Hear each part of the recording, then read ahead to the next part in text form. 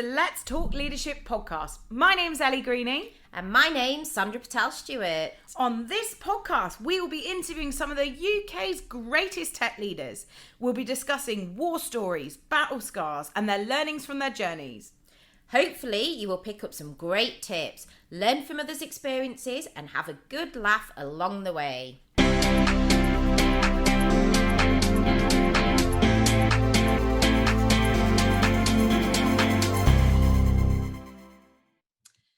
Hi everyone, thank you very much for tuning into the Let's Talk Leadership podcast. So very happy today to have the fantastic Damian Brooks on, who's the CTO at Arbor Education. Arbor Education are on a mission to transform the way schools work with smarter, hassle-free tools teachers love to use. They're fastest growing cloud MIS provider in the UK, and we're extremely happy to have Damian on the show today. Hi Damian. Hi there, thank you for having me. Hi Damian, I'm Sandra Patel-Stewart at Transition Partners. How are you doing today and how's your day going? Fantastic, thank you. Good. Yeah, busy day as always, but cracking on. Yeah, I've heard you've been very busy lately. It's nice to, I know you've been struggling diary-wise, so it's great to fit you in and get you booked in to record today. So I'd like to kind of kick off and start with understanding a bit more about your background. I had a look at your profile earlier, and it's always nice to see CTOs and kind of C-level leaders within the industry that have kind of started their journey off in tech roles. I think you started in sort of a tech-related role, moved into business analysis and architecture and so on. But it'd be really great for you to talk us through that journey so the listeners can understand a bit more about you and your background. So over to you. Yeah, absolutely. So I think like a lot of people my age, which is 21 by the way, it kind of sparked my interest in technology through computer games. So as a kid, I had a Commodore 64, which was common back then. And that really kickstarted my interest in gaming and technology and kind of tinkering with things. And so it's through that I actually worked in university, got a degree in computer games and progressed into the computer games industry, which is where I really kind of first cut my teeth in coding and technology. And it's a great industry for being able to learn very quickly and kind of progress very quickly. It's quite a fast-paced and rapid industry, but ultimately I kind of wasn't fulfilled in that, and I wanted something that was a bit more impactful with business. And so I made the natural transition from a games engineer, which is to go as be a business analyst. It's quite an odd jump, but being a business analyst kind of gave me a great insight onto the business side of things. So how technology enables business and what things could be solved through technology to either optimize processes or improve how things are done or how things are delivered. And that's kind of been the story of my career. It's always been using technology and building teams and doing things that deliver something for the business. That's where I find the motivation and the kind of impetus behind the job. It's how you do that in an optimal and an efficient way. And I've managed to do that in a number of roles. So through business analyst to an architect. I've been lucky enough to work in companies like Ticketmaster, kind of architecting global systems there, and through to technology leadership as well. So that's what I find my role as a CTO is at the moment, is really to build the best teams and enable them to deliver the greatest value we can for our customers. So yeah, it's been a really fun journey to get here. Great, fantastic. And you've worked across a variety of industries as well, haven't you? Because I often found, I've been in the tech recruitment space for about 19 years now, and often find that when I'm interviewing or speaking to people kind of at your level, at C-level, that a lot of the market tend to have focused or gone up through one industry, like stuck to financial services or stuck to retail, and you've had quite a good variety and background, haven't you?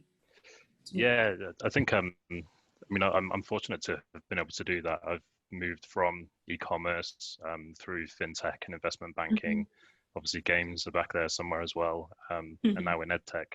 So it's been really great to see the differences between industries, but also the striking thing I think is the similarities. I think the challenges are very similar between companies, particularly when it comes to delivering software and products.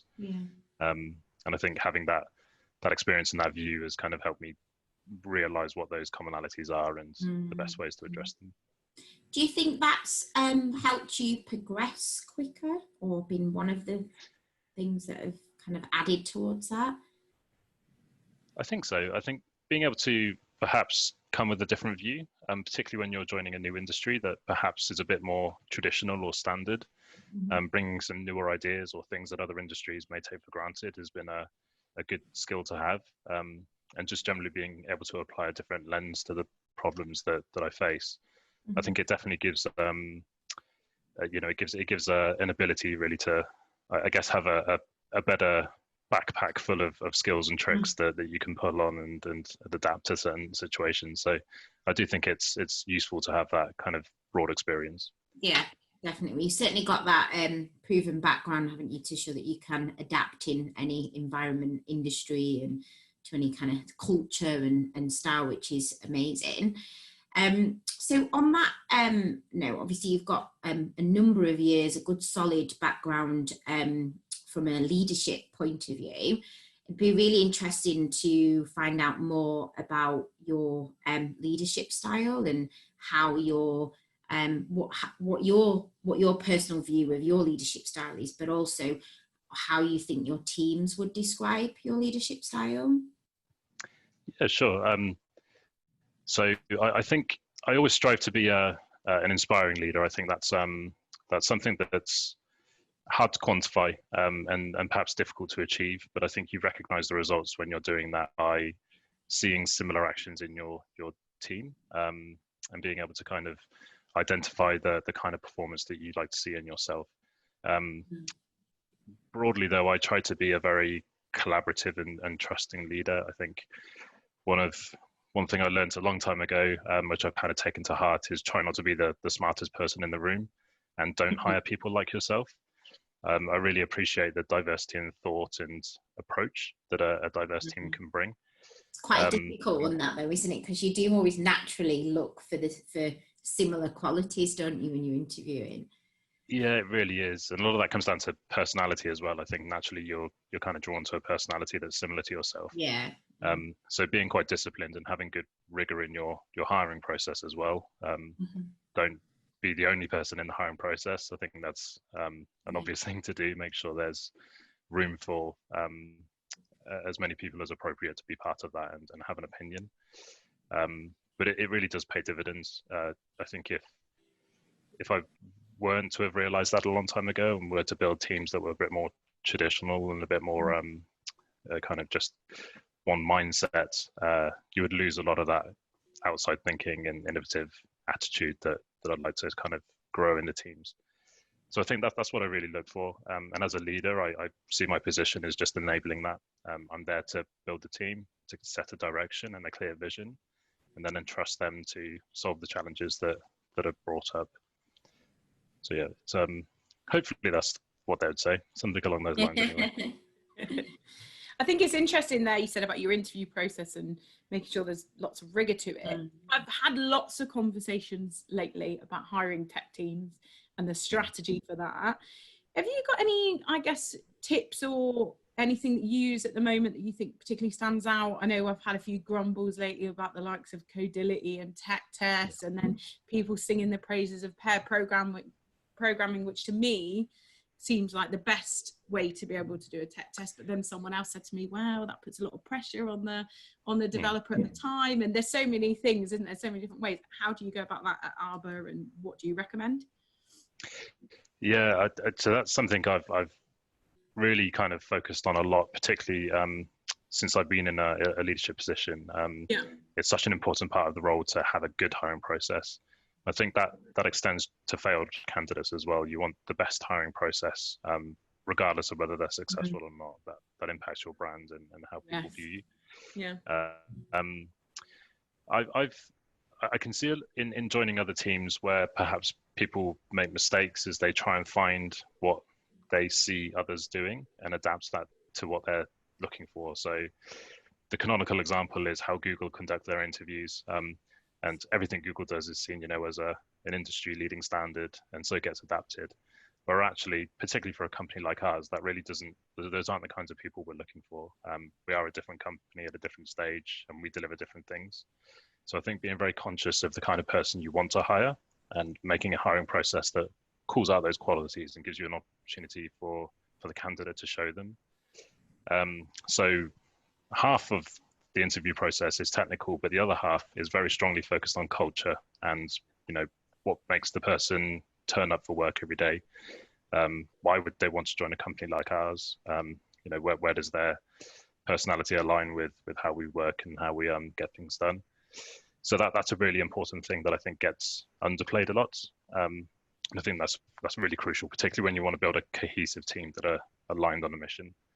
And again, I'd like to think at Arbor we have a really strong culture that's there because we put the time in to do that during the hiring. When it comes to the technology side, I'm a huge advocate of pairing as well. And I think that there is a valid concern about putting people under pressure. So the emphasis is on you as an interviewer to make sure that the people feel comfortable. Don't assess them for things like production readiness of the code they're producing in a 45-minute pressured pair environment. You're really just testing how they approach a problem, whether they can, admit that they need to look something up, how they ask questions and get involved with actually solving the challenge. And I think important to make the challenge as close to the challenges that you actually face in a job is important as well. So not something completely standard and agnostic to what you're doing, but make it something real. See how they approach something they would actually come to face during the day-to-day job. So yeah, I think as a leader, the more time you can spend on honing that process, I think that's one of the biggest things you can do to really grow a good team. I love how much thought you put into it. So you're clearly a very thoughtful leader as well. Yeah, that's brilliant. At what stage would you conduct the paired programming test throughout within your business? So we typically try and stick to 2 stages. Again, that's just being conscious of the amount of time the candidate has to spend in interviews. Try not to, draw that out into multiple weeks and hours of testing and interviews. It's during the second stage that we typically do the technical test. So by that point within the first stage, we've assessed general technical knowledge and readiness, but also primarily their kind of cultural fit and, where their motivations lie and whether the jobs actually match their aspirations, etc. Yeah, brilliant. Yeah, it's definitely really interesting, and great to, I think it showcases a bit about your leadership style and your approach, which is brilliant. I think people learn a lot, don't they, when the depths of challenge and when they face adversity at work. That's where you find you get most of your learning. So it'd be brilliant if you can tell us, I guess, a sneak peek and a bit of a discussion around some of your war stories and battle scars and the learnings that you got from the end of them. But I have to be careful what I pick. Lots and lots of war stories. I think the first thing to say is everyone has them. They are a good source of learning. So as ashamed as I am at some of them, I think I'm glad they happened because I for sure won't be doing them again. I think one of my most famous ones that I bring up in the pub a lot is the time that I joined a startup company. And as part of what I was trying to do was back up and have a kind of escrow holding of all our source code. So from GitHub, back everything up, put it somewhere else just in case, anything got lost once we back it. Somehow in the midst of that, I managed to delete all of the repositories from GitHub. All of the source code for the company, which was a real heart in the mouth moment. Luckily, I had local copies of everything, so could recreate it really easily. But it just goes to show how quickly things like that can happen. Either when you're under stress or you're trying to do something quickly and not giving it enough attention.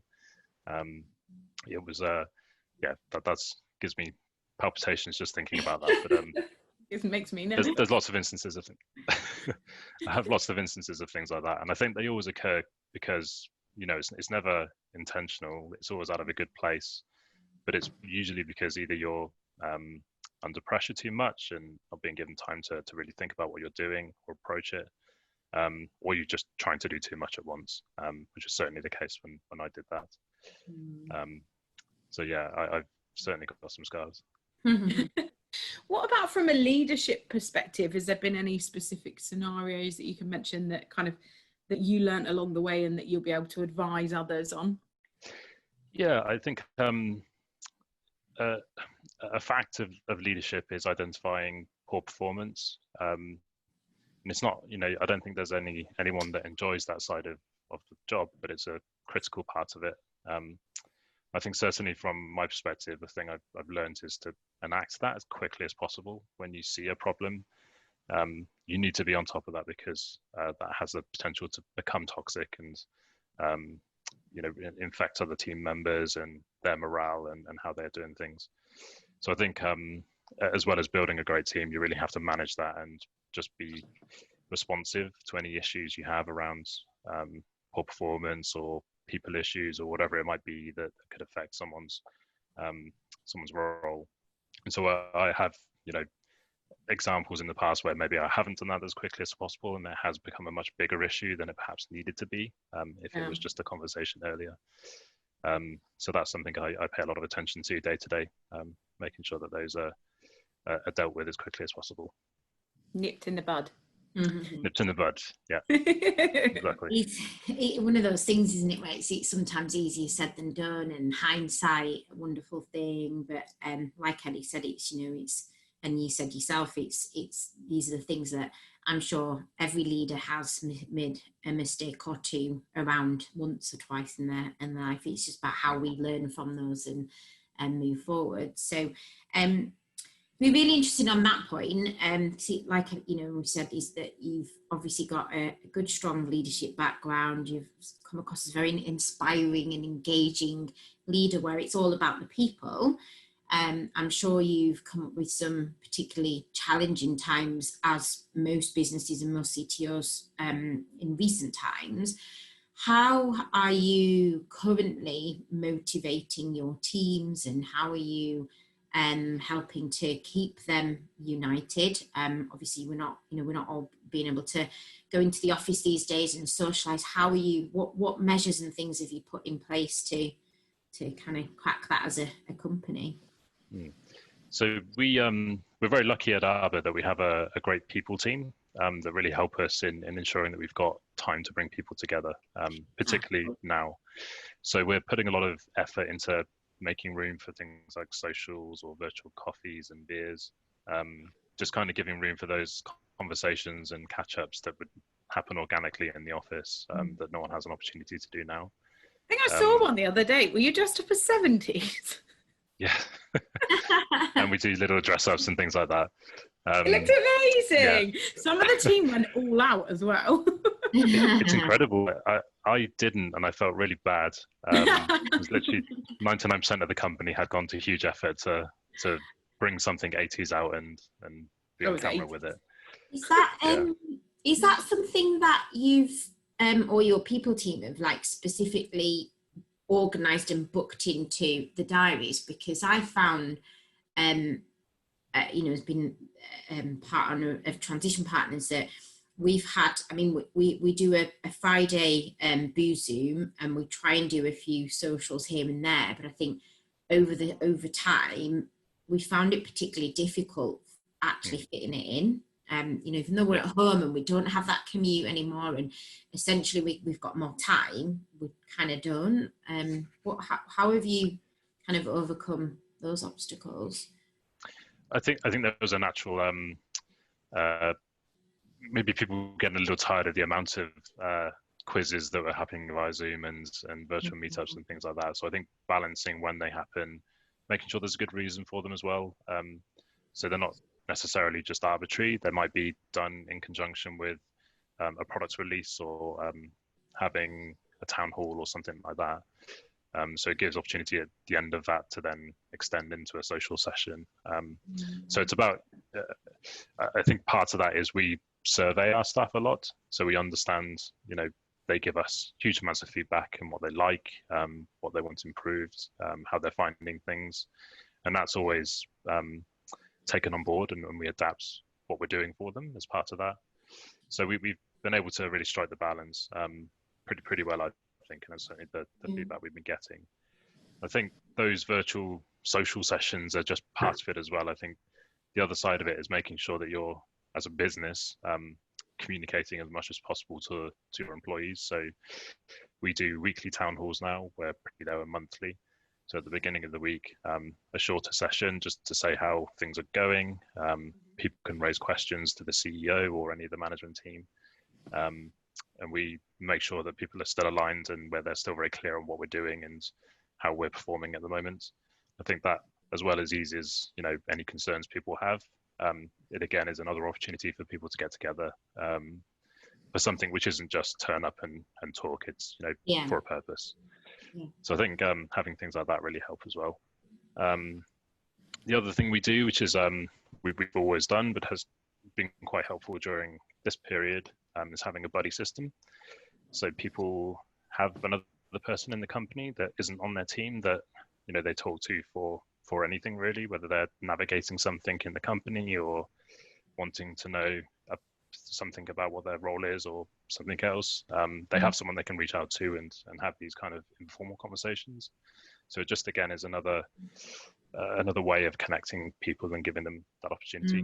So they're not. That's a really good idea, that, because I guess at times there could be people within the same team that might not, might have an issue to share or a problem and not share because they're in the same team, or if they've got a buddy that's externally facing or in a different team, then you're more likely to open up and ask for support as well, aren't you? And yeah, definitely. It's much easier when it's not as close to the problem. Having someone like that to talk to. Yeah, definitely. Oh, fantastic. So what are you most passionate about? I think, like most people at Arbor, the vision and the mission of Arbor is why I joined. What we're doing is actually really important to me. And again, going back to the interview, we kind of select for that as well in our interview process and find people that are aligned to that. And that's what really makes me passionate, knowing that everything that we do has a direct impact on teachers and their students, and the outcome of students. So it gives a really good motivator day to day to know that's what you're there for, and that's the kind of impact you can have. And we have that throughout the company as well. People are really, we're full of ex-teachers and education professionals that know the struggles and know what challenges teachers and anyone in education faces. Being able to directly impact that, and that's a huge motivator, and that's where I find my passion. And then also at the back as well, I'm a tech nerd, so I love the fact that we can do that through exciting tech and new products and ways of working and being innovative with how we're solving that. So it really gives a good combination of all the things that I'm passionate about. Do you still code now, or? I do. I think as a CTO, it's easy not to code. You're obviously, most of your day is spent either with other people, helping them, or on strategy, or just general management of the department. But being able to dive into code, whether that's pairing with someone or delivering something, I think that helps with your credibility with your engineers to know that you still can code and you can do the job. But also just gives you a direct access to be with them and help them through issues and really. But you guys love it, don't they, when you get involved in coding? I'm not sure. Although I think I'm an okay coder. I wouldn't say I'm the best coder on the planet. But good at solving problems, I think. So that's where they find good input from me. But yeah, I think it's really to show you're willing to get stuck in as well, isn't it? Definitely. Yeah, leading people definitely. But that's actually one of our values as well, and we very much look for people who can muck in and roll their sleeves up. It's a very important thing. So again, demonstrating that as a value, I think, is important. Definitely. So amazing career. For a young guy, you've clearly progressed and developed really well. So I'm sure you've got loads of achievements you could discuss, but it would be fantastic if you could tell us about your greatest achievement today. Greatest achievement. I think it won't be the most inspirational, and it will sound quite small, but being able to, I very distinctly remember delivering a certain product at the very beginning of my career, which really kind of unlocked that feeling of I've delivered something that made a difference, and has been a real game changer. This was in a company called Centrica, who own British Gas, which is where I started as a business analyst. I delivered a very, like, I look on the actual tech side of it with dismay now, knowing that I did that back then. But the actual application I delivered was a way of kind of automating a lot of the reporting that was taking hours and hours out of people's time to do. And it was a huge win to deliver something like that. I think that that always sticks in my mind as something that kind of triggered that feeling of, I can make something that really does make a difference, and people appreciate that, and I've got all these tools I can use to enable that. So perhaps not my greatest achievement, but it's the one I always look fondly back on, and probably one of my proudest.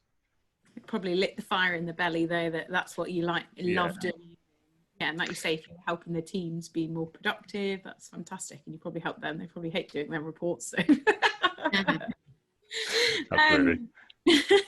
So big job, and you're based down in London. Obviously, there's multi-sites with the office, so I'm sure you're traveling quite a lot, which it can be quite demanding. How do you look after yourself and manage the stress of it all? Yeah, I think that's a really important topic. I think stress in leadership is something maybe we didn't talk about a lot in the past, but actually most leaders do feel stress at some points, and it's very easy to get overwhelmed as well if you're not really looking out for that. So I think one of the easiest and most obvious things you can do is control your calendar a bit. Make sure that there's time for breaks in there. And I try to tell all of my team the same as well, particularly now where you're stuck at a desk looking at a screen. You have to have time away from that for a coffee or a walk. Make sure you're clocking off at the end of the day, and you're giving yourself time to decompress and have time away. I think having a good control of your calendar and not getting overwhelmed by that is an important first step. And then have some hobbies outside as well. So I still game. I still enjoy that, although I have little time for it nowadays. So I do it somewhat vicariously, but it's still a good passion for me, and I have passion in music and playing guitar really, really badly. So I do that on a nightly basis. But having those things that are very distinctly not related to your job that you can kind of turn to and just forget about things and come back again with a fresh perspective. It's really important. I think particularly at the moment as well, is it? Because we're all at home, lockdown, you're kind of not getting away from your desk. Like my desk at the moment, because I moved into a new house not long ago, I didn't set up an office. My fiance kept telling me to put an office in. I was like, no, don't worry, we'll hardly use it because I love being in the office. I don't like working from home. And he's quite similar. And obviously now I wish I'd listened to him, which is literally, I can't walk around the house. My office is in the kitchen at the moment. So I'm constantly divide. So having hobbies is more important than ever, isn't it, to be able to switch off? Yeah, it is, definitely. And I think particularly now when you're at home and everyone's getting used to that, for the past couple of months, you don't have that kind of natural end to the day that you would do in an office where everyone finishes and leaves, and you've got the commute to listen to a podcast or do whatever. It's very easy just to keep working, and all of a sudden your day becomes 12 hours without you kind of realizing it. So yeah, just making sure you have that kind of put in your calendar as the end of the day, and you're making time to make sure you do that. Get up out of the chair and go to a different room in the house and do something not related to work. Important. Definitely. Definitely. So it sounds like you're looking after yourself and you're managing that stress of being in quite a high profile leadership position. Also sounds like you've got some good kind of things going, some exciting things going on within Arbor. What does the next kind of like 6 to 12 months look like for you then as CTO within Arbor? Like what big plans or what's exciting coming up on the horizon? So Arbor has been growing rapidly for the past couple of years, which is a really exciting position to be in. We're seeing, bigger customers, so multi-academy trusts with a larger number of schools joining, and bigger schools as well, who are presenting, newer challenges and newer opportunities to actually impact on the way that they're working, which is core to our mission. So that in itself is a really exciting place to be in for the company, and for the products and engineering department as well. We have to think about how we're scaling everything to be able to work for all of that. So there's a lot of work in making sure that's we're able to do that, and we're on top of those things coming. But we're also but part of our kind of unique proposition is how we utilize data in the platform, and what we can do to really draw upon the things that teachers are using day to day, to give back to them good insights and a good view of their students' progression or any issues they have with that. So we've got really exciting products in development at the moment that are really pulling on that data and trying to deliver something that's quite unique and innovative in the industry. And that's really exciting. I think there's, again, a huge amount of opportunity there to do something quite transformational, and deliver something which hasn't been done before. So it's really exciting to be in the engineering department, kind of working on that kind of thing day to day. And the issue now is kind of itching fingers to get it released and see it in production. It's always quite exciting, isn't it, knowing that you're going to be going to market and releasing products that aren't out there, second to none. And I think what you really want to see is people using it and getting that kind of feedback. There's nothing like that. Yeah, fantastic. Cool. Brilliant. So I think that comes to an end of the lecture. It's been brilliant. It's been really enjoyable having you on. So thank you so much. Thank you so guys. much. It's been really good. Oh, good. I'm glad you've enjoyed it. Well, thank you very much to all the listeners that have tuned into the Let's Talk Leadership podcast. Damian, if they want to reach out to you, can they get in touch? Is it best by LinkedIn or Twitter or? Yeah, absolutely. I'm on LinkedIn. My profile picture, and for some reason my baby profile picture, is on the Arbor website as well. So you can have a good chuckle at that and then email me if you like with any questions. Perfect. Yeah, great. Well, it's been fantastic for having you on. So thanks very much for taking the time to spend your afternoon with us. And we hope the listeners have enjoyed the podcast, and we'll look forward to speaking to you again next week. Thank you. Thank you.